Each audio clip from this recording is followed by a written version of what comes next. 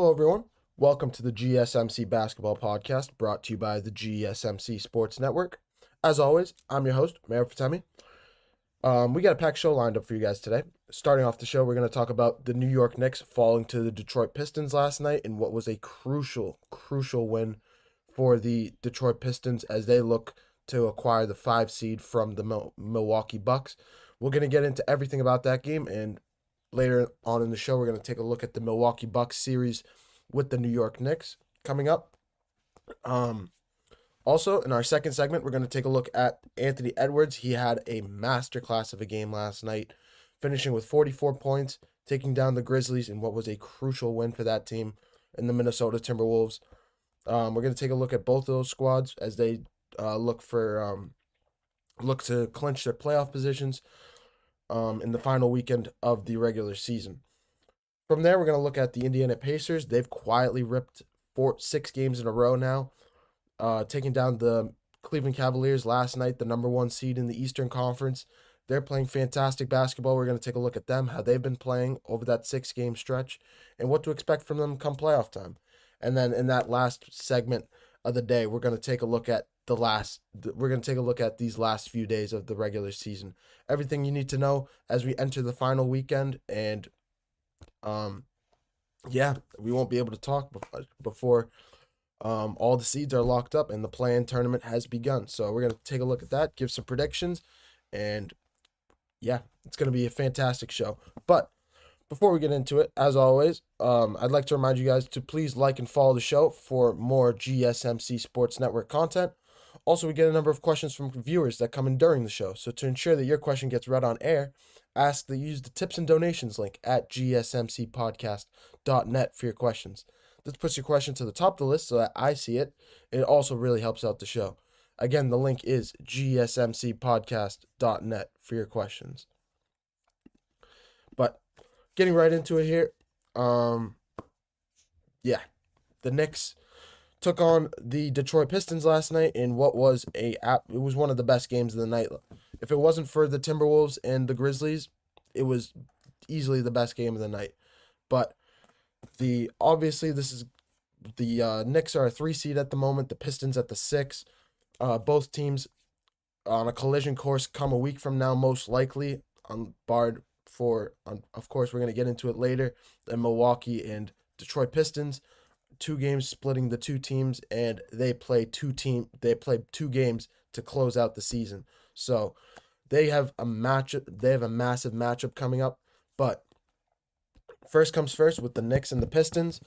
The Knicks really jumped out to an early lead in this game, finishing with 35 points in their first quarter.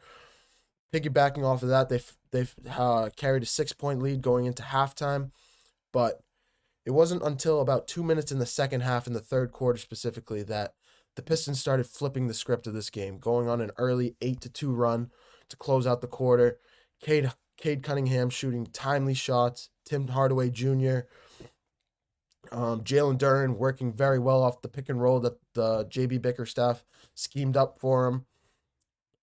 And obviously in the fourth quarter, it was all about Cade Cunningham getting that team to the position that putting him in a position to win, hitting timely threes down the stretch, like I said, and just playing clutch basketball on the offensive end to secure the victory for the Pistons. Cade Cunningham finished with 36 points, and then Jalen Duren as well with 18 points and 13 rebounds.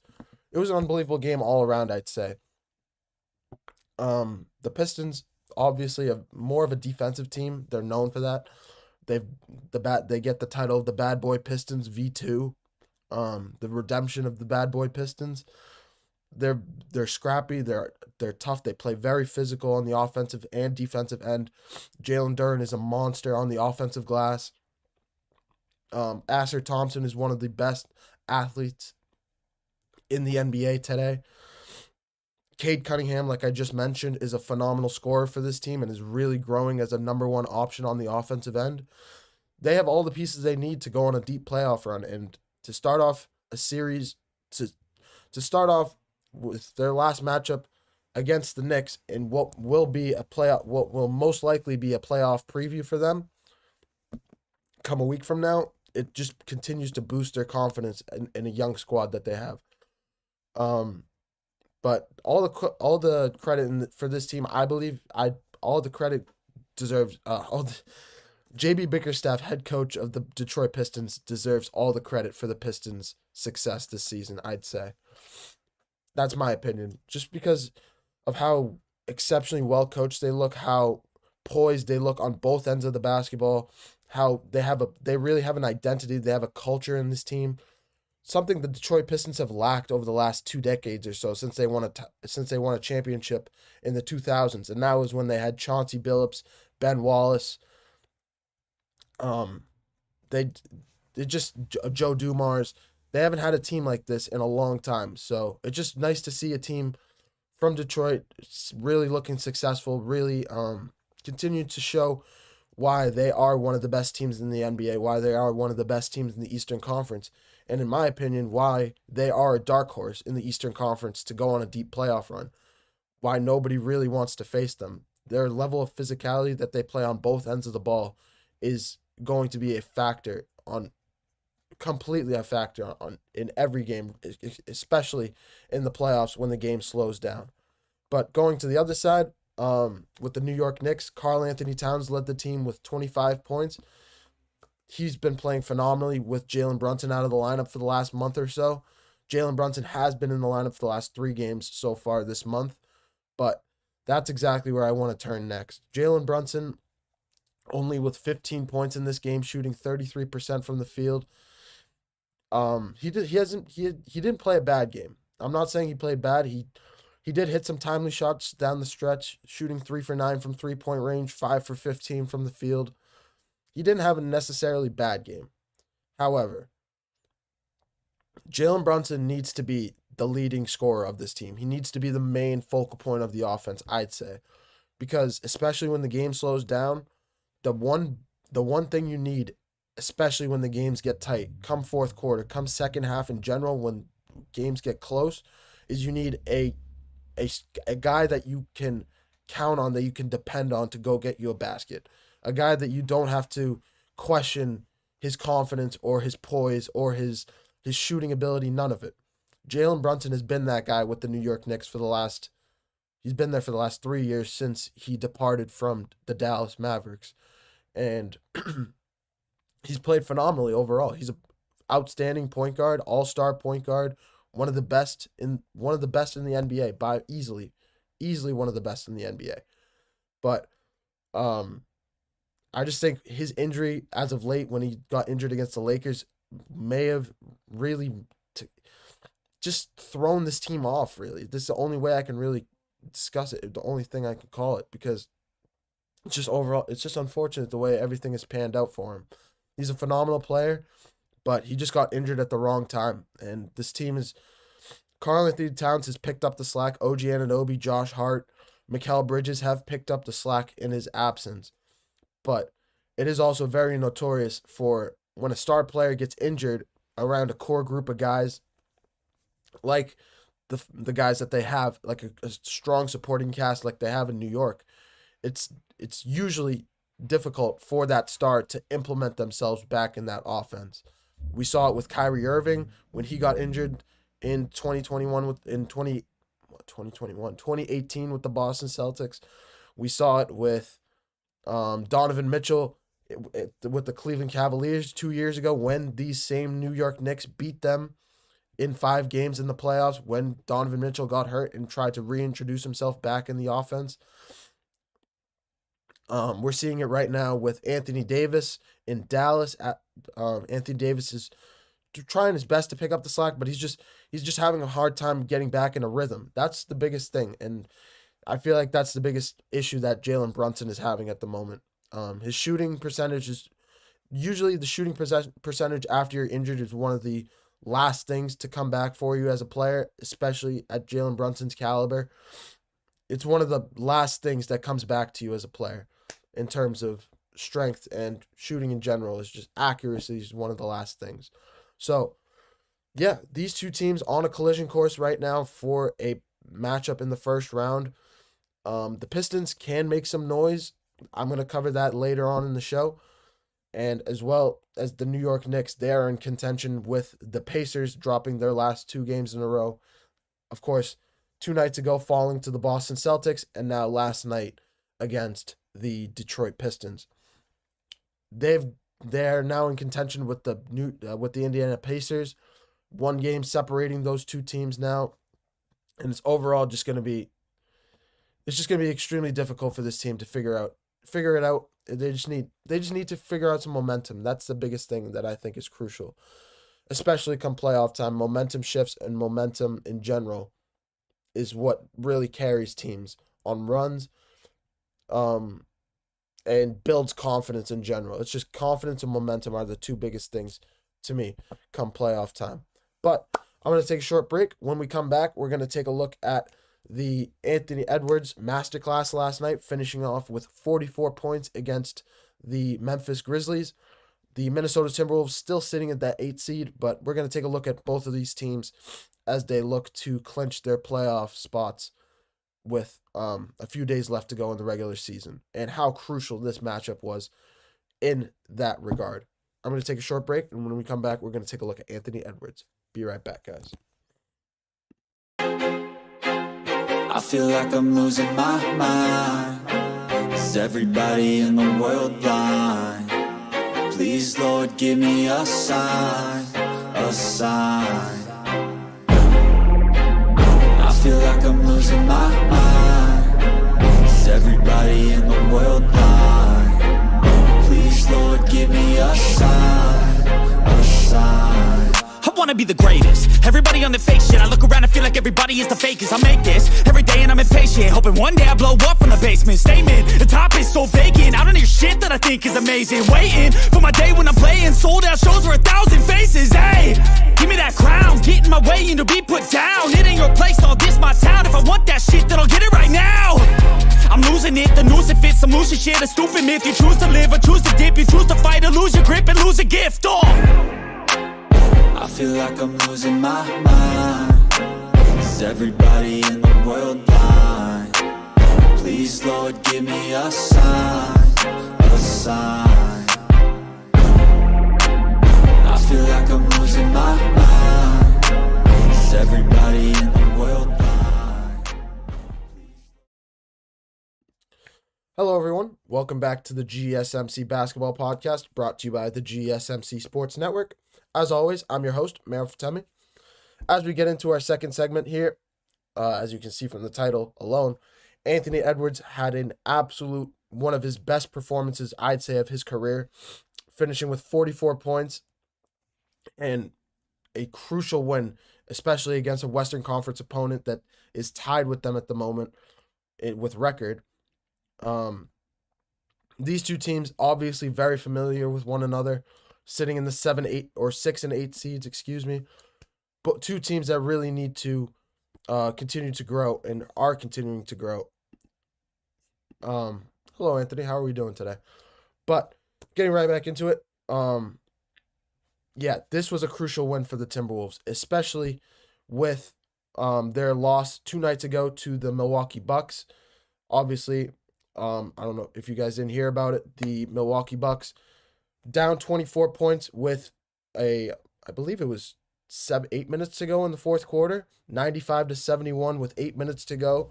And they end up going on a 34-3 run to close out the game and winning it. One of the wildest comebacks of the regular season so far. And honestly, one of the wildest comebacks ever, I'd say, that I've ever seen. But yeah, this was a crucial win for this team, and they absolutely needed it. Also, before I go any further, I'd like to remind you guys to please like and follow the show for more GSMC Sports Network content. Also, we get a number of questions from viewers that come in during the show. So to ensure that your question gets read on air, I ask that you use the tips and donations link at gsmcpodcast.net for your questions. This puts your questions at the top of the list so that I see it. It also really helps out the show.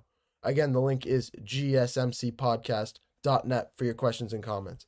And I've said this before, you guys' input really helps build our show because it helps us know what to talk about and what you guys like to hear in general. So, and all your input is greatly appreciated as always. funny that comes on. Anthony Manzano, do you feel the West is a lot deeper, even in the plan where teams are 10 games above 500 compared to the East, where it's more top heavy? Yes, we're gonna get into all that in the last segment of this show. Don't go anywhere. Just stick around for that. I'm so sorry. We are gonna get into all of that. I'm gonna get into a deep playoff prediction. Everything you guys need to know over these last 4 days, with the last weekend of the regular season quickly approaching. We're gonna get into all of that with a couple minutes within the last few minutes of the show. But getting right back to where I was, the Minnesota Timberwolves, one of the best teams in the Western Conference, one of the most dangerous teams in the Western Conference, easily one of the hottest teams in the Western Conference. I believe they're 6-4 in their last 10.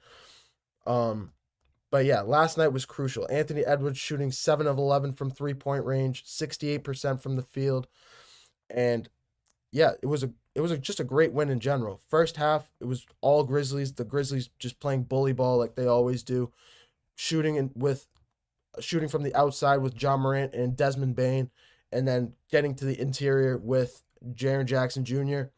That 300 monster in Memphis went ballistic last night. Ja Morant finishing with 36 points, Desmond Bane with 28, Jaren Jackson Jr. with 23 points. Fantastic game from that big three. But in the second half, it was all Timberwolves offense, especially in the third quarter.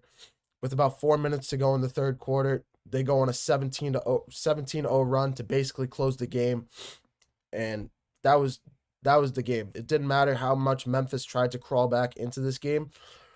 It was just they would cut it from about 18-10 or 8 points, and then Memphis would shoot 2 or 3 3-pointers, and it would be back to a 15-point lead. It didn't matter what Memphis did. The Timberwolves were just too much for them. Minnesota just really hitting timely buckets down the stretch and putting this game away. But with 2 games left to go for both teams in this situation, I think the Timberwolves are going to get the advantage. Right now, they're both tied at 47 and 33 records. I personally think the Grizzlies will finish at 48 and 33 with the Timberwolves at 49, just because of the strength of schedule. The T-Wolves finishing against the Nets and Jazz over their last 2 games, and then the Grizzlies with the Nuggets and the Grizzlies have a back-to-back facing the Nuggets tonight, and then the Jazz on Sunday night.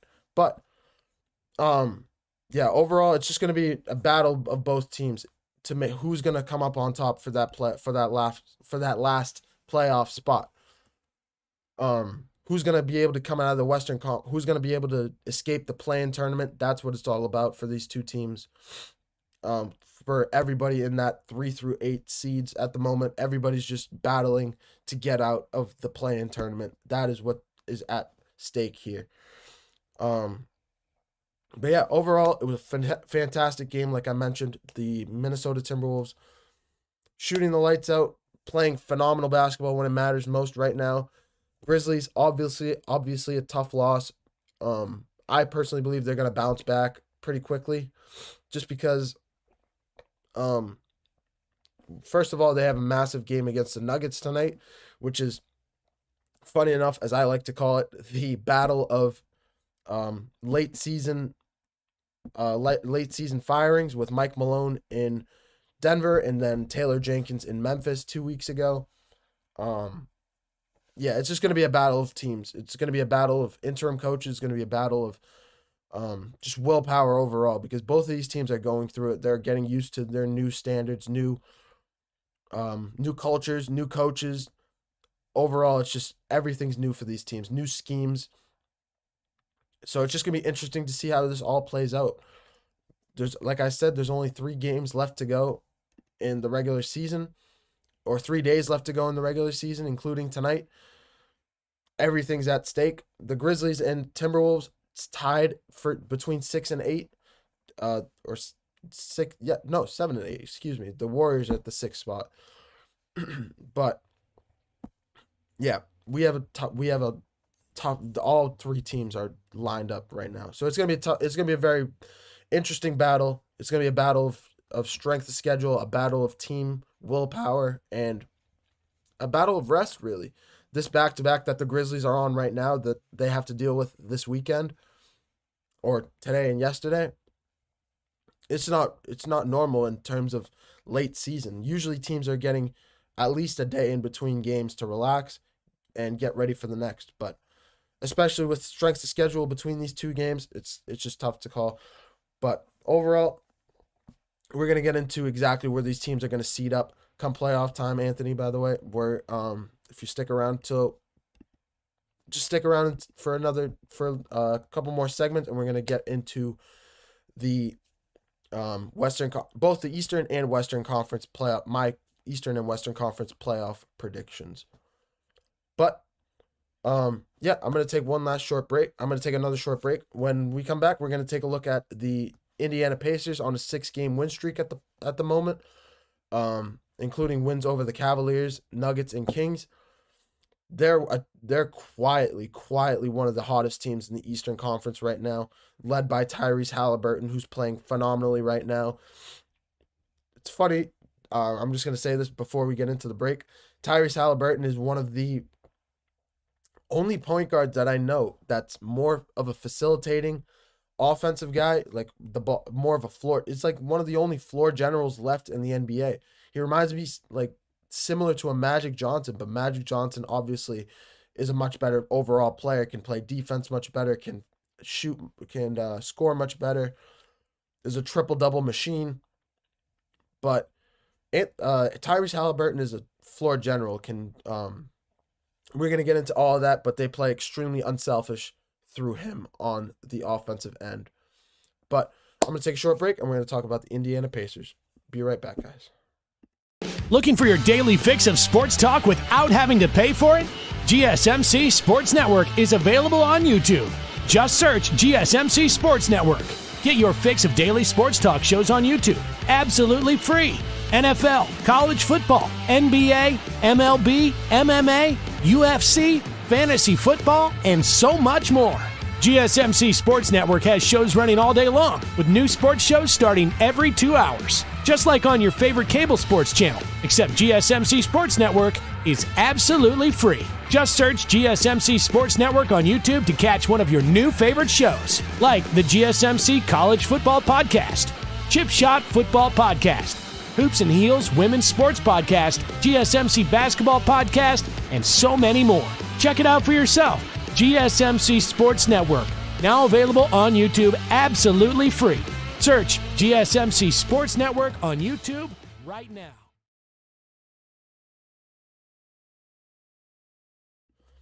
Hello, everyone. Welcome back to the GSMC Basketball Podcast, brought to you by the GSMC Sports Network. As always, I'm your host, Mehrob Fatemi.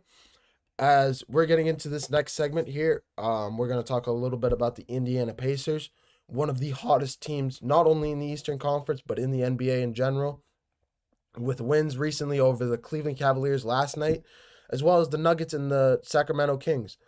All three playoff teams, and then the Cleveland Cavaliers, obviously the number one seed in the Eastern Conference, the second best record in the NBA. Phenomenal team all year long. Been one of the most dominant teams in the NBA all year long. But a lot of this before I get into that, this 6-game win streak has brought them into contention with the New York Knicks, as I mentioned in the first segment. Only one game back now in the New York Knicks. Of course, the New York Knicks hold the season series tiebreaker over the Indiana Pacers with a 2-1 lead, but both teams really control their destiny here. The Knicks over both teams with 2 games to go. The Knicks playing the finish the season against the Cleveland Cavaliers as well as the Brooklyn Nets, and then the Indiana Pacers as well, finishing the season with the Orlando Magic and the Cleveland Cavaliers. But overall, this team has been phenomenal over this last few games or so. Over these last not only 6 games, over the last month or so, they've been one of the quiet, hot teams in the NBA. 7-3 in their last 10. Halliburton's averaging 18 points, 10 assists over these last 5 games. I mentioned it before the break. Tyrese Halliburton reminds me so much of like Magic Johnson-esque in terms of just a floor general, being able to facilitate the offense. Very much as a hybrid between a Chris Paul and a Magic Johnson. He doesn't play the defense that Magic Johnson does, but he definitely facilitates the offense and is more of an offensive guru due to his size, due to his build. You don't really see guys at his height playing the point guard position. You usually see him as a shooting guard or maybe a small forward. But Tyrese Halliburton is one of the best point guards in the NBA for sure. Absolutely, he's one of the most underrated point guards in the NBA, I'd say. And while there is an argument that sometimes he is inconsistent. In the games that he is A, very young. He is not in his prime yet. He's barely 25 years of age at the moment. And B, when he gets his offensive game going with his ability to pass the ball, be able to facilitate this offense, be able to be unselfish, that's when the Indiana Pacers are at their best overall. But this team, like I mentioned, is one of the best teams in the NBA at the moment. They can beat anybody in the Eastern Conference. They're one of the dark horses as well to probably win the Eastern Conference. I'd say outside of the top 2 teams, I'd say it's them. If you're talking realistic, like in terms of experience, well coached, everything in general, take everything into account. The Pacers are probably your best bet outside of the top 2 seeds in the Eastern Conference to win it all, or to make it to the NBA Finals. There is an argument that the Pistons are better than them or can be better than them, but overall, it's the Indiana Pacers because of their experience making it to the Eastern Conference Finals last year. While they did get swept by the Boston Celtics, every game coming down to the wire, being a close game, and it being the Boston Celtics experience basically being the deciding factor in most of those games. Every game was, the Indiana Pacers were not out of any game. It was probably one of the closest season sweeps I've ever seen in terms of overall disparity and overall advantage in points, point differential.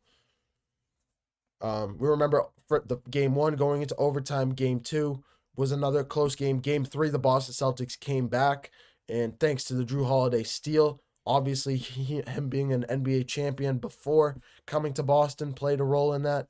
And then game 4 obviously being what I like to call the Derek White game, where he went ballistic for 25 plus points. But like I mentioned, going back to the Indiana Pacers, they took out the Cleveland Cavaliers last night, 114-112. And like I mentioned, again, with the Tyrese Halliburton facilitating this offense, 7 Pacers going into double figure scoring, having 10 plus points, with 2 of them going into 20 plus in Aaron Nesmith and Tyrese Halliburton. Nesmith with 22, Halliburton with 23. Overall, it was a phenomenal game between both teams. But this team they really control their own destiny in the Eastern Conference. They can knock off anybody.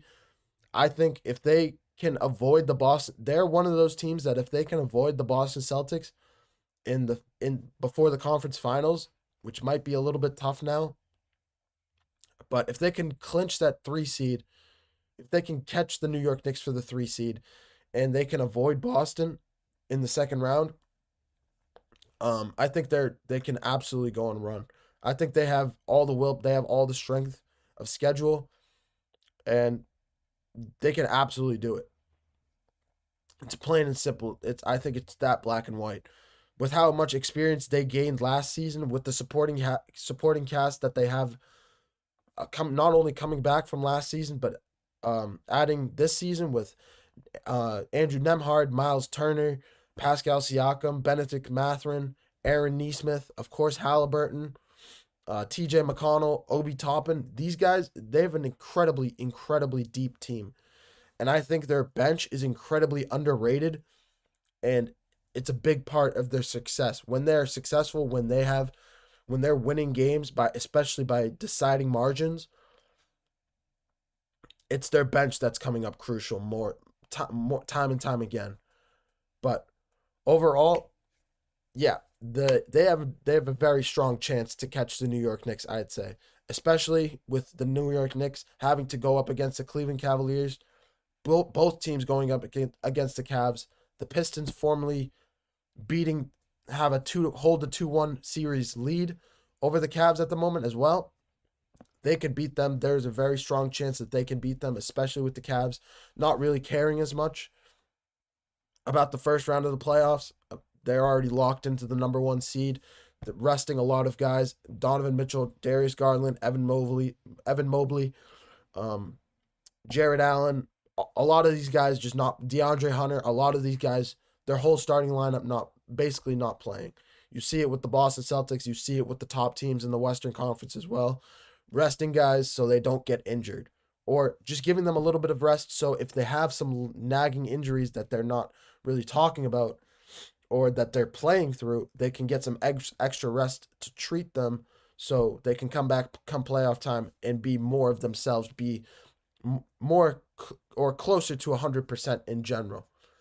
But like I mentioned, the New York Knicks, I wouldn't pick the New York Knicks I'd pick the New York Knicks to probably clinch that 3 seed, especially with what I just mentioned about the Cleveland Cavaliers.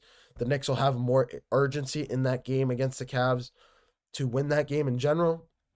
But yeah, they hold, if the Cavs can beat the Knicks in that game, which will be, I believe, Saturday. Let me check that really quick. Oh, no, they play today. Excuse me. They play today. In that game today, that game against the Nets will be Sunday. If they can knock off the Cavs, I think it's already gone. They clinch with a win. If the Cavs can knock off the Knicks in that game, not only does it make that game on Sunday even more crucial for both of these teams, it makes the Eastern Conference that much more interesting, because it would set up a Knicks-Bucks matchup in the first round, as well as a Pacers-Pistons matchup in the first round. But of course, that's not 100%. 3 and 4 are up for grabs, are in contention right now. 5 and 6 are also in contention right now. They're not in contention together, but separately they are. In my next segment, we're going to take a look at the Milwaukee Bucks and Detroit Pistons. They have a season series coming up, back-to-back games against each other, which, if the Detroit Pistons can win both of these games, will give them the 5 seed, which will give them I wouldn't call it an easier path in the Eastern Conference, but it'll allow them to they will set up a matchup against the Pacers. They'll get a matchup against the 4 seed in the Eastern Conference. I'm going to take a short break, and we're going to come back and take a look at those 2 games. Be right back, guys.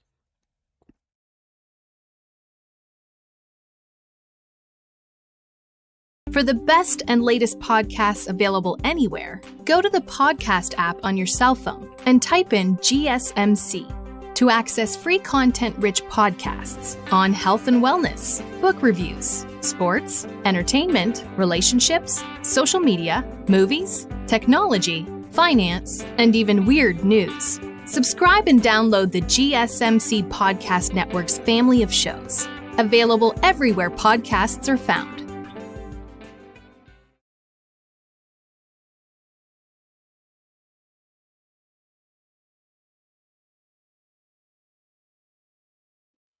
Hello, everyone. Welcome back to the GSMC Podcast, brought to you by the GSMC Sports Network. As always, I'm your host, Mehrob Fatemi. In this next segment, we're going to tackle the 5-6 matchups coming up, back-to-back matchups between the Milwaukee Bucks and the Detroit Pistons. The Milwaukee Bucks, one of the hottest teams in the NBA right now, on a 6-game win streak, as well as the Pacers. 3 teams in the NBA right now on a 6-game win streak, with the Pacers and the Bucks in the East and the Clippers in the West. But the Bucks obviously coming off a win on Tuesday night against the Minnesota Timberwolves, coming back going on a 34-3 run to finish that game against the Timberwolves to ultimately get that win. One of the wildest comebacks I've ever seen. Easily one of the wildest comebacks of the regular season so far. But this matchup between these two matchups between the Bucks and the Pistons this weekend are going to be crucial in terms of how the NBA's Eastern Conference stacks up.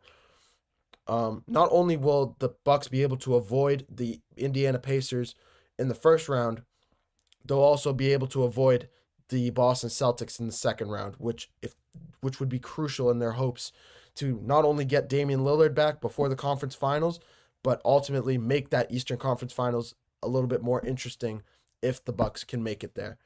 But I think these two games are more about the Detroit Pistons than anything, I'd say. Obviously, the Detroit Pistons being one of the youngest teams in the NBA, I mentioned it at the top of the show. Every win that they get builds their confidence. It's plain and simple that way. They hold all the cards. If they win these two games against the Bucks, they will acquire the 5 seed in the Eastern Conference. But yeah, overall, if they can, the biggest X factor matchup in this game will be Giannis versus Jaren Duran. I don't know. I just went blank for a second, but that battle is going to be crucial in terms of if the Pistons are not only going to keep this game close, but if they can ultimately win these games. Also, the emergence of Cade Cunningham has been unbelievable for this team, and he's going to need to be timely not only in these two games but come playoff time, if the Pistons are going to be one of those teams that can knock off one of the top 2 seeds in the Eastern Conference. In that matchup going back to the Milwaukee Bucks, in that matchup between the Minnesota Timberwolves, it was their bench, and specifically Kevin Porter Jr., coming up big in that fourth quarter, finishing with 21 points in the game. If the Bucks are to win this, in general, whoever wins this game, their benches are going to be critical in the wins for both teams in general, because Pistons obviously have one of a more younger teams, a younger team in general, or a more younger bench. The Bucks have more of a seasoned veteran type squad. They don't really have as many young players. They have a Brook Lopez. They have Kevin Porter Jr. They have Bobby Portis. They just have a bunch of guys that have been around the NBA for a long time, and they have more seasoned veterans, more experience than these Detroit Pistons. But yeah, like I mentioned, if the Bucks can secure that 5 seed, they can avoid the Indiana they can avoid they'll face the Indiana Pacers in the first round, which will be a tough matchup. But they'll ultimately also avoid the Boston Celtics in the second round. So if they can, I'm not 100% sure. Damian Lillard has hinted at a return very soon. But his impact will decide if this team can go on a deep playoff run, especially with how they've played as of recently. I think it's very similar to how the Timberwolves have started to figure it out, getting that chemistry down late in the season with a week to go. Timberwolves also obviously have been doing this for a longer stretch of time, but the Bucks, no, nothing against the Bucks. They're playing unbelievable basketball right now, and they deserve all the credit in the world. On this 6-game win streak, they have wins, like I mentioned, against the Timberwolves, against Miami Heat. They have had a little bit of a more leaner schedule against the Phoenix Suns, the Philadelphia 76ers, New Orleans Pelicans twice. But these 2 games against the Pistons will really tell if this team can go on that playoff run that I mentioned. If they can get a first round playoff, if they can win a first round playoff series. And it's honestly for both teams if they can win first round playoff series. Yeah, both teams really getting hot here, coming close to the end of the season. The Pistons get a little bit of a pass. They've been missing their number one offensive piece in Cade Cunningham for the last 2 weeks. He's been back in the lineup for the last 3 games, but similar to Jalen Brunson, we just need to give him a little bit of time just to kind of figure out his offensive shooting. He's been much better than Jalen Brunson on that end of the floor, but just let him get his feet under him, especially as a young player in general. But like I mentioned, if Detroit can win both of these games tomorrow and Sunday, they will hold the 5 seed. But if Milwaukee can win, Milwaukee clinches with a win. So both teams really control their own destinies here. Obviously, Milwaukee more so, as they have more of a 50-50 shot. But I'm going to take a short break. In this last segment coming up, we're going to take a look at the playoffs my playoff predictions. Obviously, the Western Conference at the moment is a little bit deeper than the East, but that's no knock against the Eastern Conference. The Eastern Conference is still one of the best teams in the NBA. Detroit Pistons, like I just mentioned, the Bad Boy Pistons V2, redemption team of the Bad Boy Pistons, very physical, very tough team. The Bucks, more of a seasoned veteran team. The Boston Celtics and the Cleveland Cavaliers, the top 2 seeds in the Eastern Conference. The Indiana Pacers and Milwaukee Bucks, both two of the hottest teams in the NBA, both on 6-game winning streaks.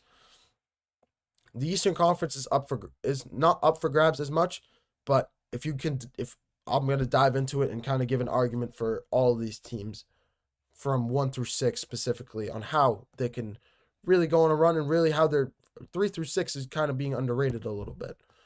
In the West, of course, we have the number 1 seeded Thunder, as well as the mess, but the number 2 Rockets, number 3 Lakers, and then the mess between 4 through 8, which honestly anything can happen right now.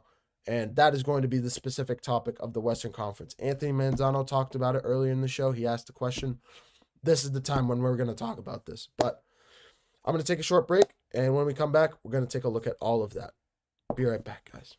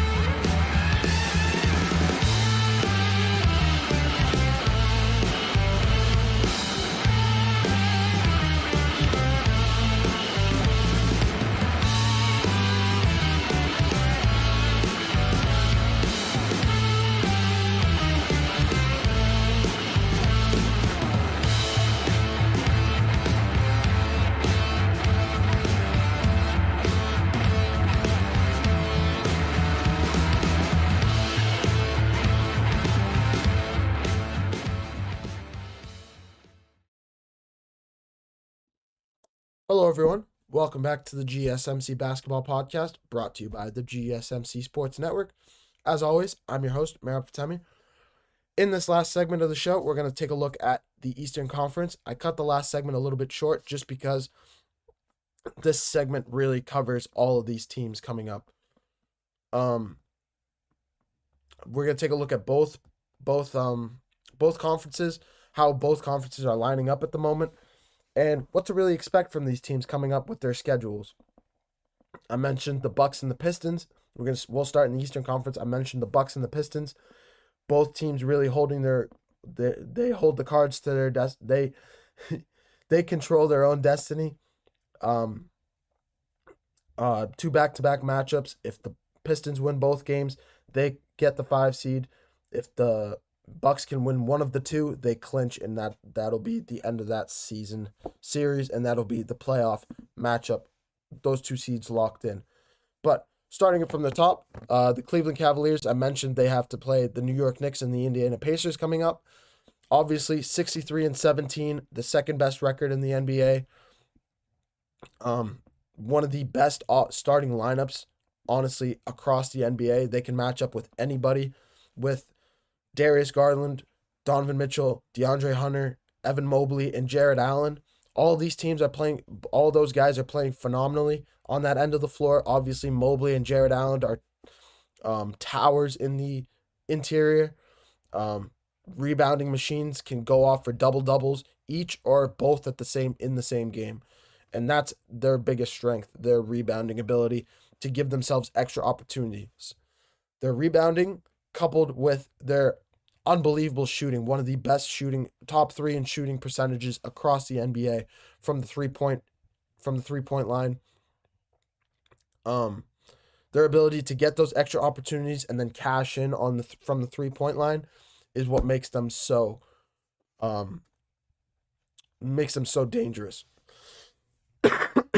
But yeah, like I mentioned, they really control their own destiny. I'm going to go down the entire Eastern Conference, and then I'll give my playoff prediction matchups.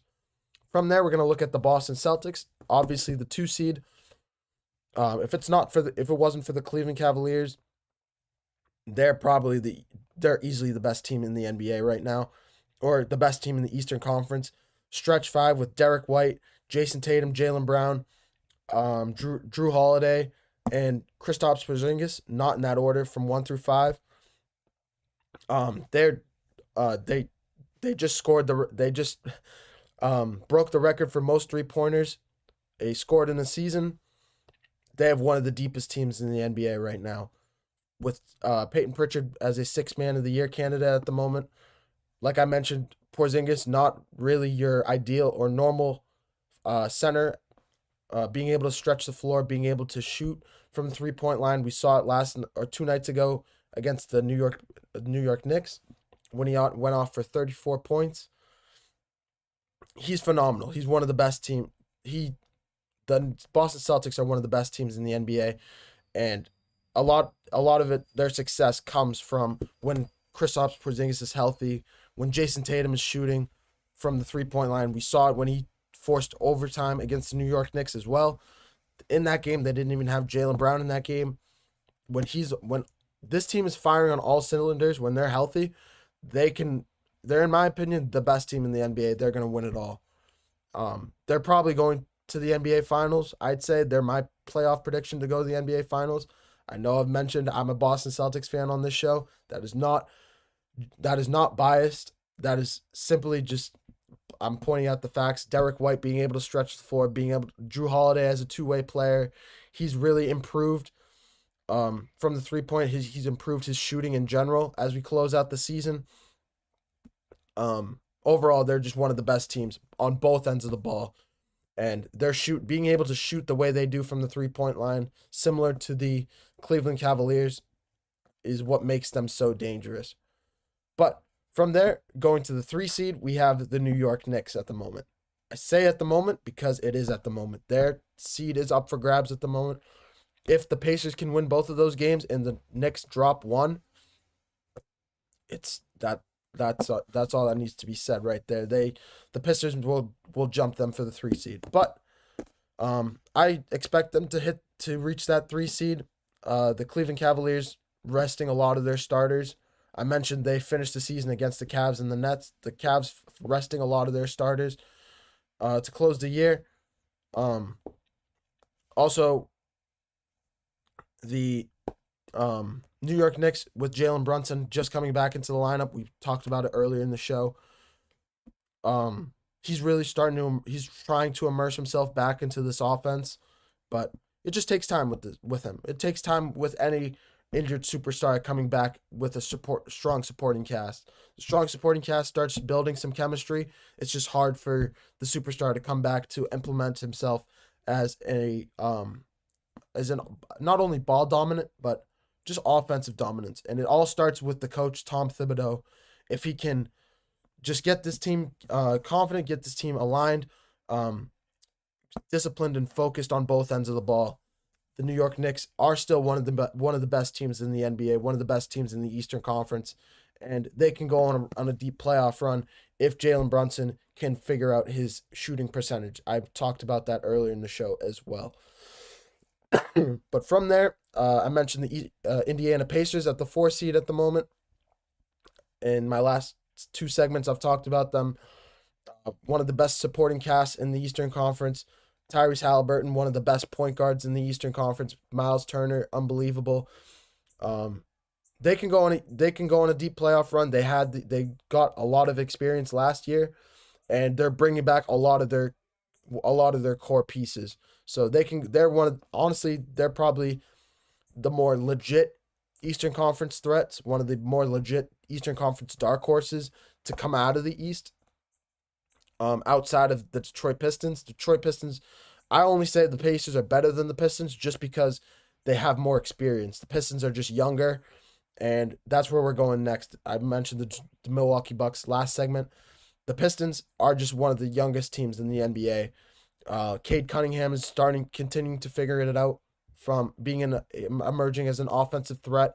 Jalen Duren is continuing to improve on the interior, being a physical lob threat. Unbelievable on the glass.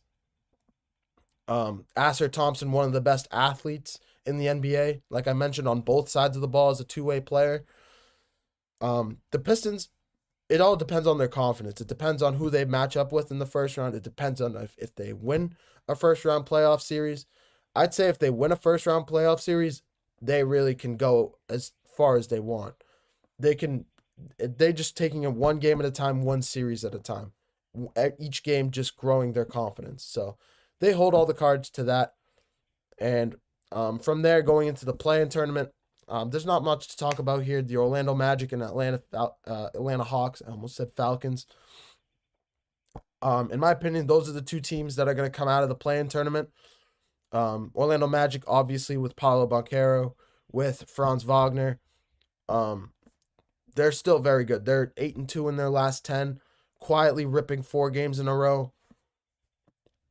They're still a great team. I think they're going to match up with the Boston Celtics in the first round. And yeah, that's exactly where I'm going with this. My playoff predictions with the Eastern Conference are Cleveland Cavaliers versus Hawks in the first round. Celtics, Magic, Knicks, Pistons, and Pacers and Bucks. That's the full slate from 1 through 8.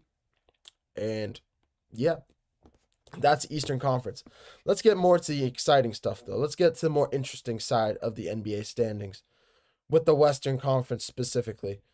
The Western Conference being, obviously, I've said it before on this show, this is one of the best Western Conferences I've personally ever seen in my time watching the NBA. One of the deepest Western Conferences. Anthony Manzano was talking about it earlier. Do you feel the West is a lot deeper, even in the plan where teams are 10 games above 500 compared to the East where it's more top-heavy? Yes, absolutely.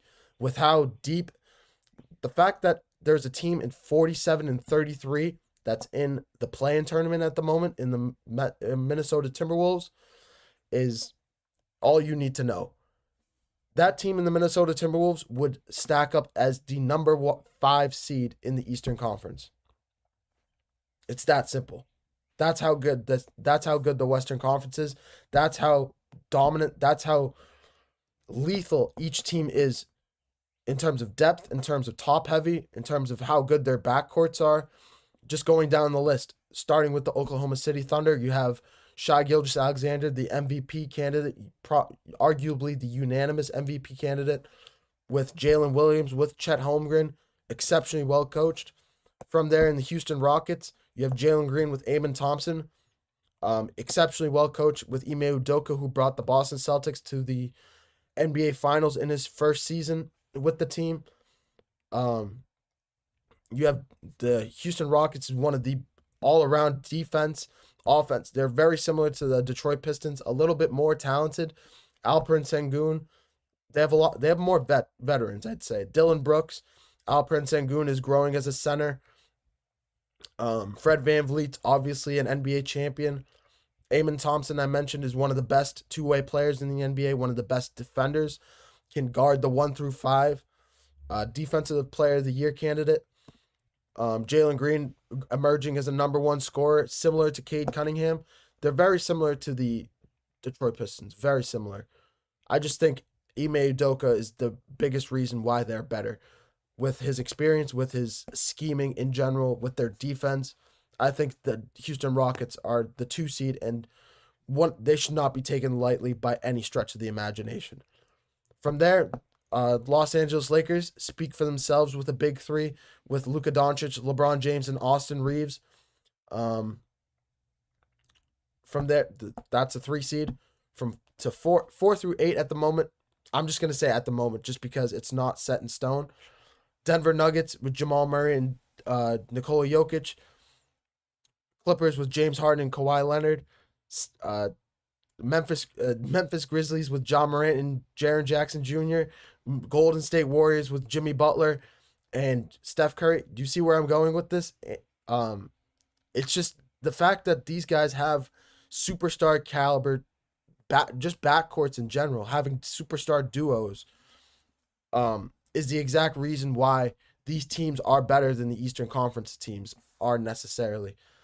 They just stack up better. They're just more talented. They're more top heavy. They're, in terms of team, they're deeper sometimes with the Golden State Warriors, with the not the Clippers, with the Oklahoma City Thunder, with the Houston Rockets. They're just deeper teams. They're better teams in general, I'd say. But I'm just gonna run down my list with with my Western Conference standings picks, with how I think everything is gonna shake up. I think the Thunder, well, obviously the top 3 are set in stone with the Thunder, the Rockets, and the LA Clippers. But from 4 through 8 specifically, I think it's gonna go Clippers at the 4 seed. Shocking enough, Clippers with Kawhi Leonard and James Harden, who have been playing phenomenally all year long. Kawhi Leonard, when he's healthy, is probably arguably a top 10 player in the NBA right now. James Harden's been playing all year long with Ty Lue, similar to Ime Udoka, similar to JB Bickerstaff, exceptionally scheming these guys up to succeed. And that's what we're seeing with James Harden. I mentioned it on the show a couple days ago. A lot of the success that James Harden is having right now can be tied back to Ty Lue and how Ty Lue is scheming these guys up. So, that's just how I'm attributing that. And from there, we're going to, I think that the Clippers are going to reach the 4.